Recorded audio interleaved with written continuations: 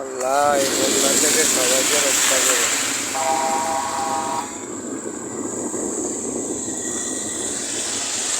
বন্যা থেকে আল্লাহ সবাইকে রক্ষা করুন।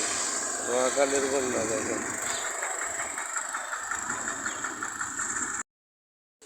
ভয়াবহ বন্যা দর্শক। দেখেন পানির কি অবস্থা।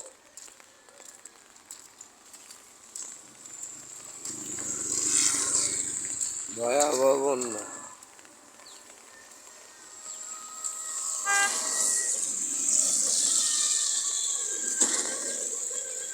পানি আর পানি।